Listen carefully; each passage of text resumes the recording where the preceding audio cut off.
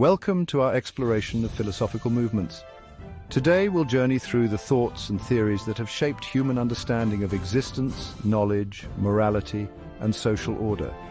From the ancient Greeks to the present day, their ideas have shaped civilizations, sparked revolutions, and continue to challenge us to think deeply about who we are and what it means to be human. Get ready to explore the big questions, the head-scratchers that have perplexed thinkers for centuries. Picture ancient Athens, a bustling marketplace of ideas. Enter Socrates, a gadfly on the wall of conventional wisdom, challenging everyone with his relentless questions. He didn't write anything down. He believed in the power of dialogue, of constantly probing and questioning assumptions. Socrates developed the Socratic method, a way of thinking that's as relevant today as it was then. He believed that the unexamined life is not worth living, that we should constantly be interrogating our beliefs. Socrates was eventually accused of corrupting the youth and sentenced to death. But his ideas, they lived on, inspiring generations of thinkers to come. Now let's meet Plato, Socrates' most famous student. Plato gave us the theory of forms. Imagine a perfect world of abstract concepts, perfect justice, beauty, and even a perfect chair. These are the forms, and our world, Plato argued, is just a pale reflection of these ideal forms.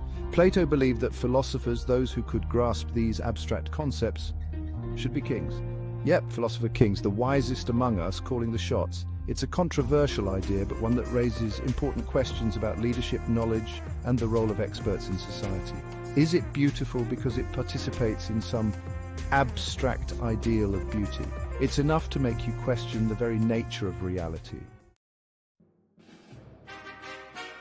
Now let's step into the Lyceum, the school founded by Aristotle, Plato's most famous student. If Plato was the idealist, Aristotle was the pragmatist, grounding his philosophy in observation and logic. Aristotle was a polymath, a master of many disciplines: logic, physics, ethics, politics, you name it. He gave us the scientific method, emphasizing empirical evidence and systematic observation. He believed in the golden mean, the idea that virtue lies in moderation and finding the balance between extremes. Aristotle argued that happiness comes from living a virtuous life, one guided by reason and balance. Sometimes the best path lies in finding that middle ground, that sweet spot between extremes. Chapter 4. Stoicism, finding inner peace in a chaotic world. Imagine a philosophy for the ages, one that teaches you to stay calm amidst the storms of life. That's Stoicism, a school of thought that emerged in ancient Greece and continues to resonate today. The Stoics believed that virtue is the sole good and that we should live in accordance with nature. But here's the kicker. We can't control external events, only our reactions to them. Life will throw us curveballs, but we can choose how we respond. Do we get angry, frustrated, anxious, or do we accept what is, focus on what we can control, and find serenity within? In a world often characterized by chaos and uncertainty, Stoicism offers timeless wisdom for finding inner peace no matter what life throws our way. Chapter 5. Epicurianism, the pursuit of pleasure, moderately speaking. Let's talk about pleasure, not the fleeting, excessive kind, but the deep, abiding pleasure that comes from living a life of tranquility and fulfillment. That's the essence of Epicurianism. Founded by Epicurus in ancient Greece, Epicureanism often gets a bad rap, confused with hedonism. But Epicurus wasn't advocating for a life of wild indulgence. He believed that true pleasure comes from living simply, cultivating friendships, and pursuing intellectual pursuits. Epicureanism reminds us to savor life's simple pleasures, a good conversation, a delicious meal, the beauty of nature. It's about finding joy in the present moment, free from the anxieties of the past and the uncertainties of the future. Chapter 6. Medieval philosophy, faith and reason in dialogue. Now let's fast forward to the Middle Ages, a time of great intellectual ferment where faith and reason intertwined in fascinating ways. Medieval philosophy was deeply influenced by the teachings of Christianity, Islam and Judaism. Thinkers like Augustine of Hippo and Thomas Aquinas sought to reconcile faith and reason, arguing that they were not opposed but complementary paths to truth. Augustine, wrestling with his own past, explored the nature of sin, grace, and the human condition. Aquinas, the angelic doctor, sought to synthesize Aristotelian philosophy with Christian theology. Medieval philosophy reminds us that faith and reason are not mutually exclusive. Chapter 7. Rationalism, the power of reason unleashed. Imagine a world where knowledge is attained through the power of reason alone, where the mind, like a powerful lens, can discern the truths of the universe. That's the essence of rationalism, a philosophical movement that emerged during the European Enlightenment. One of the giants of rationalism was René Descartes, a 17th century French philosopher and mathematician. You know his famous declaration, cogito, ergo sum, I think, therefore I am. Rationalists believe that innate ideas, those present in our minds from birth, provide a foundation for knowledge. They emphasize deductive reasoning, using logic and reason to arrive at truths about the world. Rationalists believed that we could apply this same method to understand the universe and our place in it. Chapter 8. Empiricism. Experience as the foundation of knowledge. But wait, there's another side to the story. What about the role of experience, of our senses, in shaping our understanding of the world? That's where empiricism comes in. Empiricists like John Locke, George Berkeley, and David Hume argued that knowledge is acquired primarily through sensory experience. Think about it, we're born into this world as blank slates, and it's through our interactions with the environment that we begin to form ideas and build knowledge.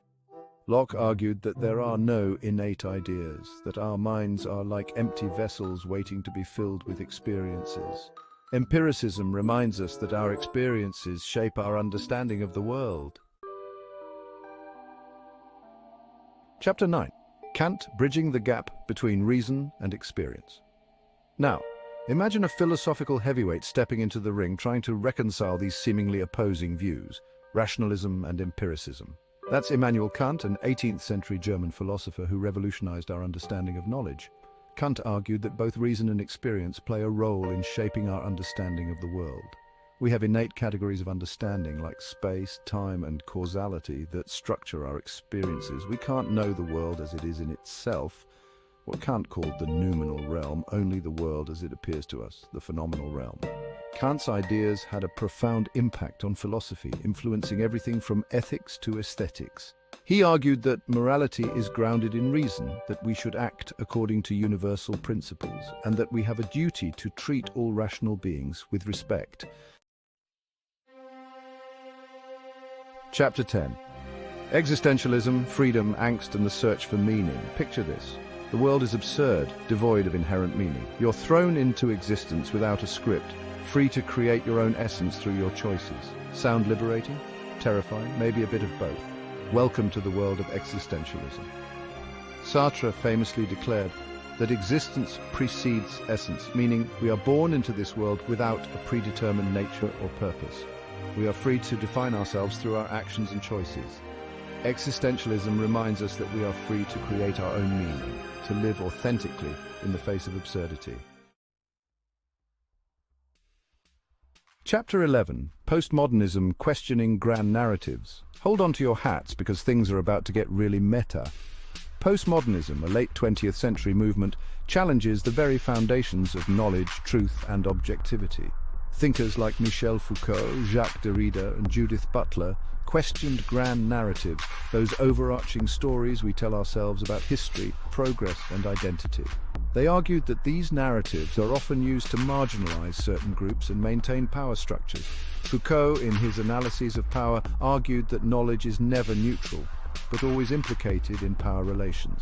Derrida, with his concept of deconstruction, challenged the idea of fixed meanings in language, arguing that meaning is always fluid and context-dependent. Postmodernism can be a slippery slope leading to skepticism and relativism, but it also offers valuable insights into the ways that language, power, and social constructs shape our understanding of the world. And there you have it, a brief overview of some of the most influential philosophical movements in history. Each of these movements offers unique insights into the human condition and continues to inspire thought and debate today. The journey of philosophy is never ending, and there's always more to discover.